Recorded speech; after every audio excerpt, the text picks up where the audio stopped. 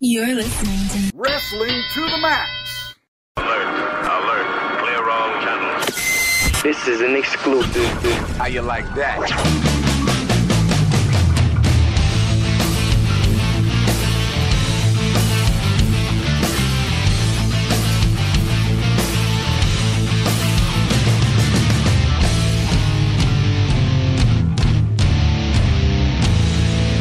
And your hosts, Gary Vaughn, Sean Garmer, and Paul Leeser.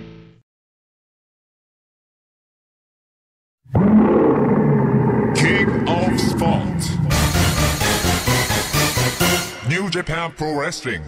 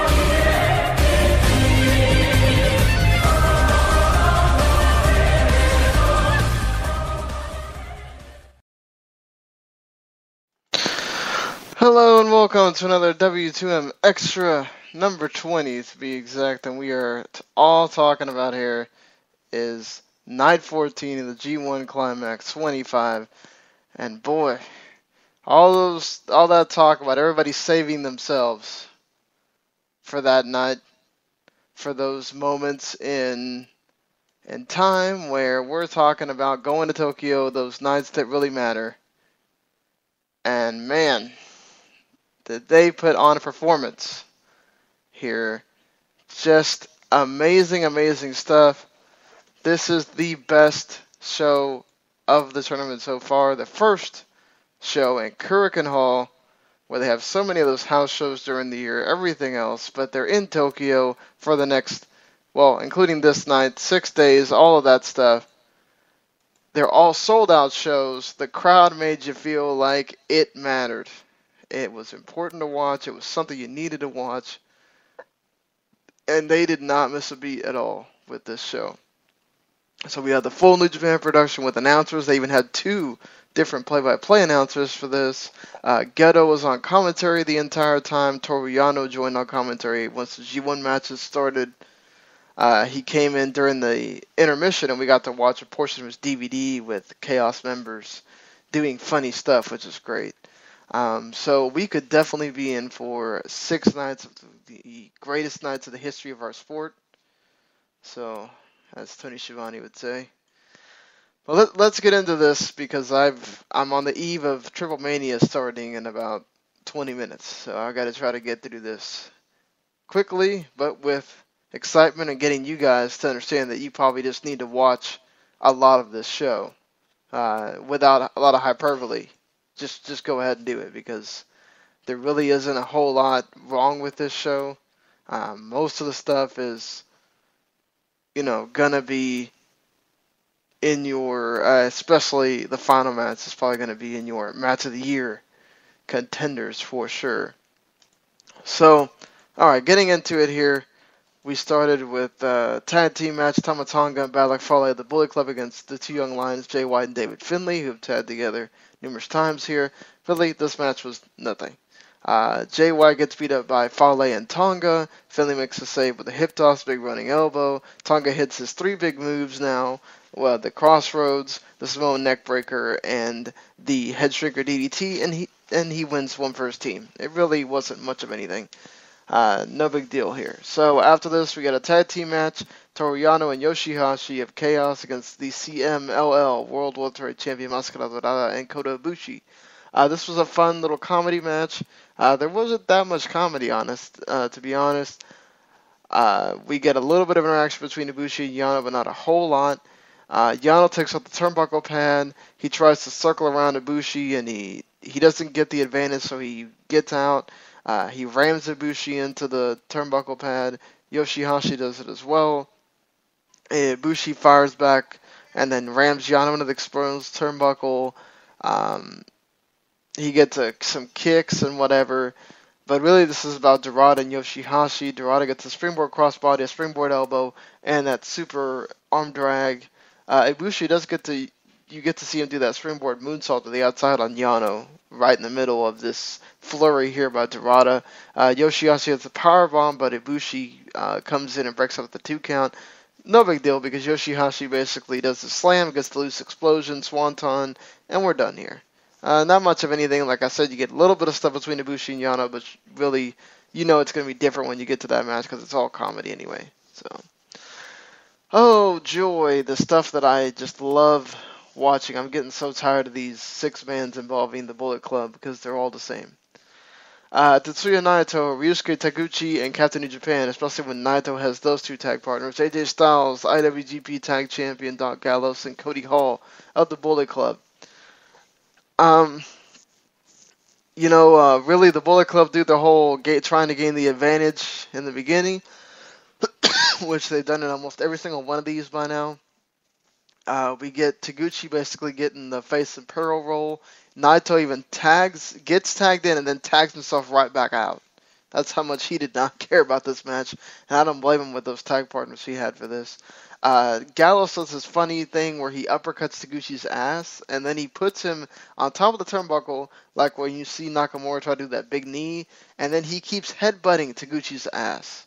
I guess he wants to weaken the ass so he can't use it to hurt people later. I don't know. That's kind of crazy. You get Naito doing a dropkick and a few other things. He gets right back out. Captain New Japan's in.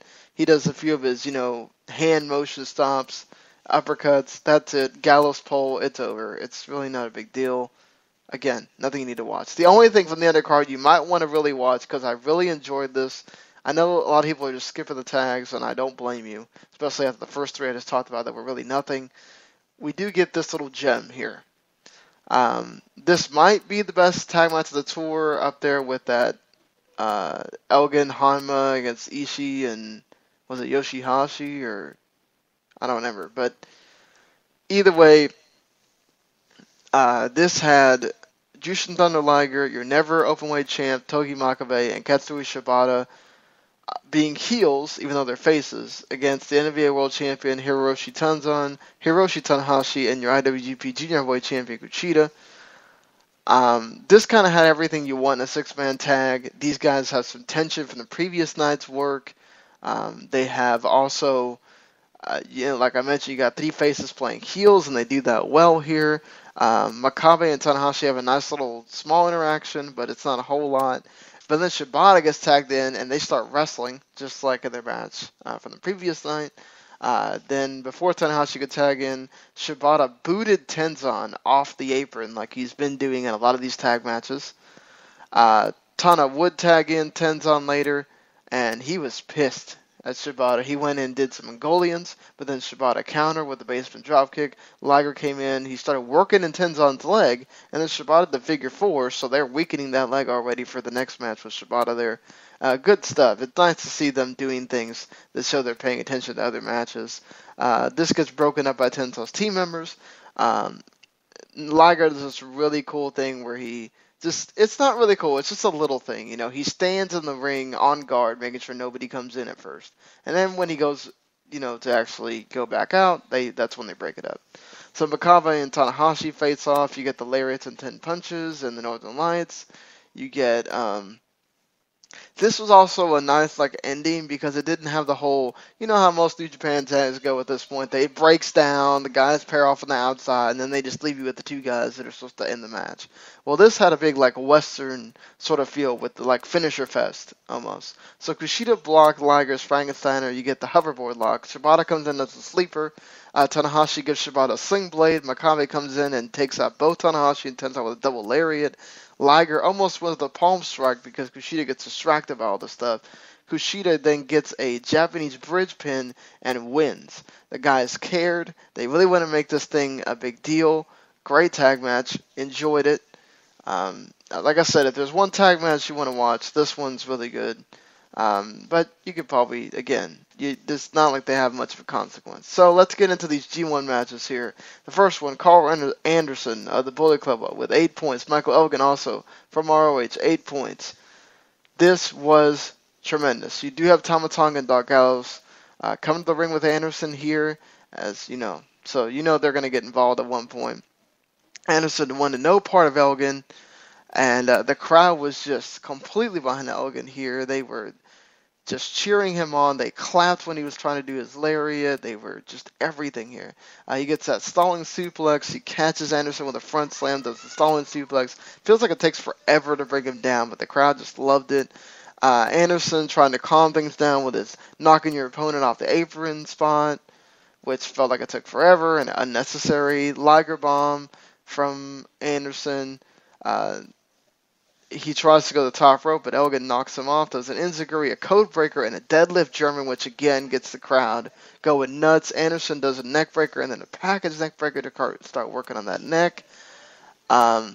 He gives Elgin a big uppercut, and then Elgin gives him a lariato, and this is where the announcers are awesome. Having the announcers makes so much of a difference. He gets so excited for sometimes just menial things, and it really gets you into the match. So, you know, as much as I love those single cam shows and the shows where you get to really hear the crowd and stuff, having the production and having the announcers just does a world of good for these shows. Anyway, so after this, we get the deadlift Falcon Arrow that makes the crowd go absolutely nuts. The Bullet Club are starting to sense that things are going bad, so Tonga and Gallows both get on the apron. Elgin knocks down Gallows, he enziguris Tonga off, and then he power bombs Anderson into both guys out on the outside. Great spot, awesome spot that got the crowd really thinking this could be it for Elgin winning. Anderson blocks the Elgin bomb. Elgin goes for it again. Then Anderson gets it into a gun stun in midair. Once again, gun stun out of nowhere for Anderson. He wins. You'd expect he's going to win. Michael Elgin has 2 more points than he really would have in this tournament. Great for Gedo to have faith in him. But, you know, Anderson, they're going to want to keep him in contention until the last day. So this makes sense here. I'm not going to complain about the result, but this match was great. Go watch it. Again, if you're telling me that Elgin doesn't work in New Japan, you're telling me that Elgin sucks, I point you to this match and you tell me Elgin sucks after this. So we get Kojima against Nagata in the second G1 match. These are just 2 veterans. You get heel Kojima here as Kojima just goes for some rib shots really quickly after some blows. We get the machine gun chops, 2 elbows. Nagata rolls out and you see the doctor there kind of working on him, checking on those ribs, you know. Kojima's like, we're not doing this. Nagata, he whips Nagata so hard into the barricade, you can hear the reverberation in there in Kurikan Hall, and it just feels like it hurts. Like, you can feel his pain. I felt the guy's pain, honestly. Nagata starts to come back with a big boot in the corner, an exploder, rope assisted neck breaker for a near fall. Kojima came back with his DDT, a Koji cutter, flies off with the elbow pad, and we're heading over there. We're heading to the end. So Nagata tries to go for the backdrop. Kojima counters with a lariat, wide eyes armbar, great little counter that goes back to the tag match. Nagata tries to wrench the arm again, but Kojima hits the lariat with the other arm, as we've seen him do plenty of times in this tournament. And Nagata would block a lariat attempt twice with his arms. And then we get also Nagata hitting the backdrop suplex there, and Nagata wins, tying him with Kojima on points. He's also tied with Yujiro on points, as you can pretty much guess what happened in that match. And yeah, I mean, they could have just sleptwalked through this, but, you know, Kojima was heel Kojima. He was going for it. I really enjoyed this. Probably, maybe, you know, my least favorite of the... I mean, I don't know how you pick a least favorite out of just terrific matches here, honestly. But I would say that nothing wrong with this match. Very good. And we move on to the third match here, Kazuchika Okada against Yujiro Takahashi. Okada's got 10 points. Takahashi has 4. Yujiro's out here with Mao. She has returned. She would actually play kind of a role in this match. So she's sitting ringside with Nogami, the announcer, and he's interviewing her while this is going on. As this is when, like at one point, you'll see Nogami leave. He's not there during the Elgin and Anderson match, but he comes back for the Nagata Kojima match. Then during this match, he's interviewing Mao, so we have the other announcer, and he's there. I think he does Nakamura Hanma. So either way, we get to this, and Okada's dominating early. In fact, to the point where Yujiro has to go outside and get in front of Mao to kind of get some TLC. And then she puts the thumbs down when Okada was beating him on the outside. She's totally supporting her man, And then as soon as Cody Hall attacks, and he even attacks Gedo, we get a fisherman suplex on the floor, which Mao is just happy to see there. So at least she doesn't just go for any floozy guy that comes in front of her. She's totally committed to Mr. Yujiro, even though she makes a funny line where she's asked about, well, how's Yujiro in bed? He's good. Why not? Not really committing to the whole, he's like that great in bed or anything. Just some little nice things here that you understand. So either way, we get Okada coming back with a swinging neck breaker, some lariats, his DDT, his kip up, which, similar to, what The Rock used to do. He drop kicked Yujiro out to the floor, and then he whipped him into the barricade, and then he whipped Cody Hall into the barricade. Cody Hall decided to be there when he kicks Yujiro over the apron, so they're both there, and then he flies over the cover with a crossbody into the first row. He really didn't need to do that, but definitely made the match feel like it was a big deal. Okada tries to get in red ink, but Yujiro blocks it. He gets his flapjack onto the ropes, a Samoan drop. Yujiro would try to go for the Tokyo Pins, but Okada gets down, but then he hits the Miami Shine, and we had a really cool near fall here. 2.9. Okada's the master of the 2.9 kick out at this point. Okada comes back with the neck breaker. He prepares to go for something else, but Yujiro pulls Red Shoes into the way, and the ref goes down. Cody Hall taking down both Gedo and Okada inside the ring. Discus clothesline to Okada. Yujiro's going to get the win, but Gedo pulls Yujiro off Okada. And then Okada pretty much hits his comeback with the dropkick and the Rainmaker, and he wins. But man, they made it seem like Yujiro was going to have a shot here. Good on everybody involved for this, because Yujiro woke up. He had a pretty good match here. Enjoyed it. Yujiro's best match of the tournament so far. And what do you know? It's with Kazuchika Okada. So Shinsuke Nakamura against Tomoaki Hanma. This was awesome. This was great. Best Nakamura match of the tournament. Best Hanma match of the tournament. The crowd just was loving Hanma here, as you would expect. And the interactions between these two just in tag matches has been great. So you can imagine when they have this square off here. Nakamura controlled early with some knees on the outside, doing that big knee with him on top of the barricade, a few submissions, a chin lock, and even a front face lock. He hit another Kakishi knee drop.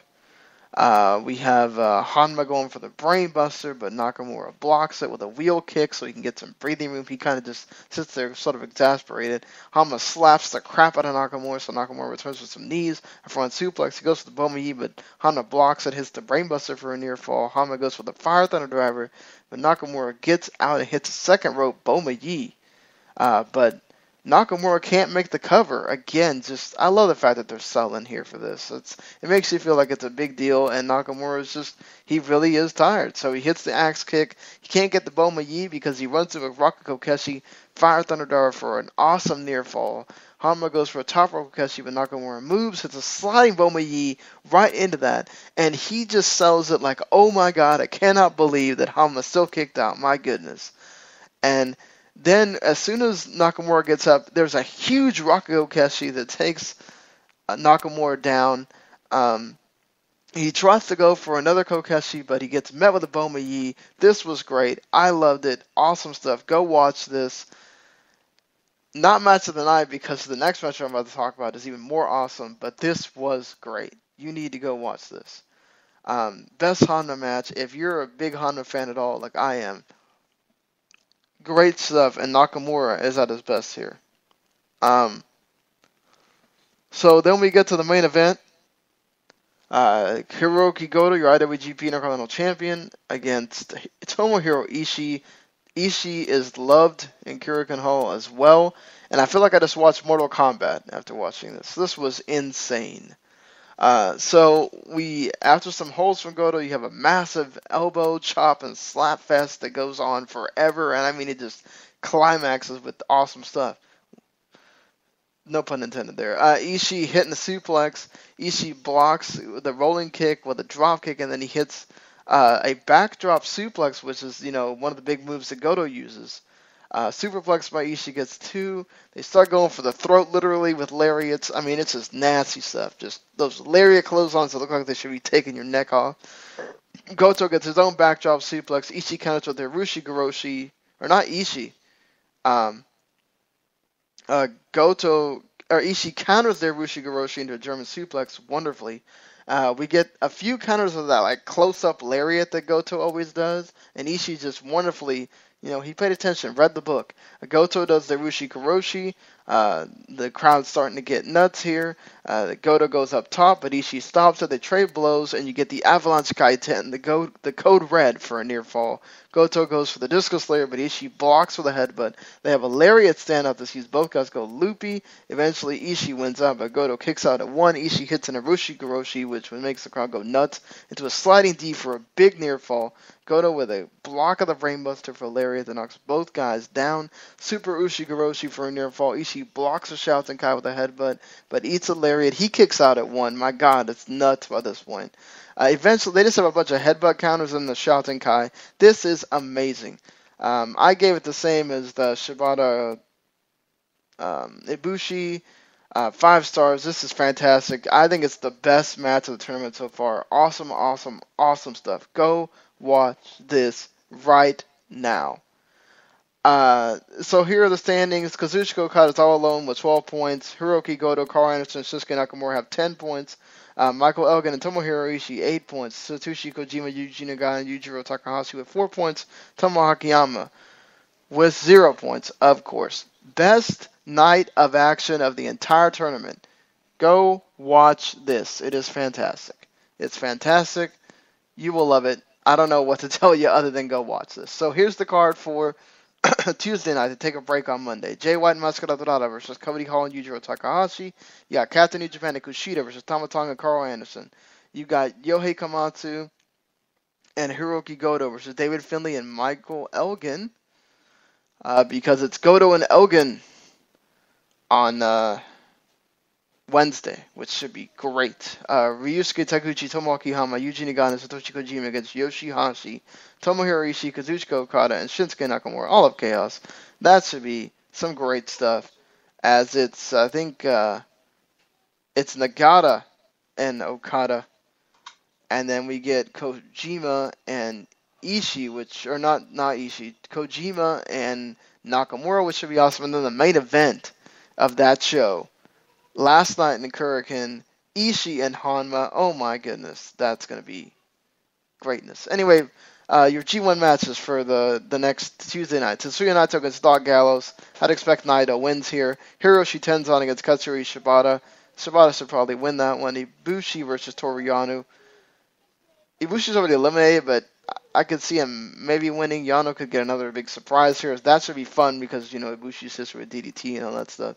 AJ Styles against Bad Luck Fale. Styles is winning here. Hiroshi Tanahashi against Togi Makabe. That could be interesting, but Tanahashi's winning because they're going to get to Styles and Tanahashi on the last night with the same amount of points. So pretty much the guys that are still in contention are Goto, Anderson, Nakamura, and of course Okada. Everybody else pretty much eliminated. Goto has that win against Okada, so if somehow Okada and Nakamura go to some kind of draw in the main event of the last show, you might see Goto win, which is probably not going to happen, but I'm just saying. On the A block, we know it's coming down to Tanahashi and AJ Styles at the end. Who's going to win that is anybody's guess, but it should be pretty interesting here. So, yeah, that's the look at some of the final stuff. Just go watch the show. Terrific matches, especially the G1 matches in that last tag. Go watch Goto and Ishii right now. Go watch Nakamura and Hanma. Can't say that enough. Go watch Elgin and Anderson. Can't say that enough either. Yeah, I think that's pretty much it for this show. I will be back on Tuesday with another looking at Night 15. This is going to be some pretty interesting shows here at Kurikan. If the first night at Kurikan is going to be this awesome, can't wait till we get to especially Night 12 with the B Block. That's going to be great stuff. So, all right, go check out our Wrestling the Max regular episode 155. We will be reviewing Triple Mania that's happening right about now. Just started. On the next episode of the show on Friday morning that you can find on iTunes, Stitcher, TuneIn Radio, everywhere else, along with these shows. Make sure you hit subscribe. Make sure you review on Stitcher and iTunes because that helps us out. And until then, make sure you're living life to the max because you know you're not living life at all if you're not. You know it. Peace.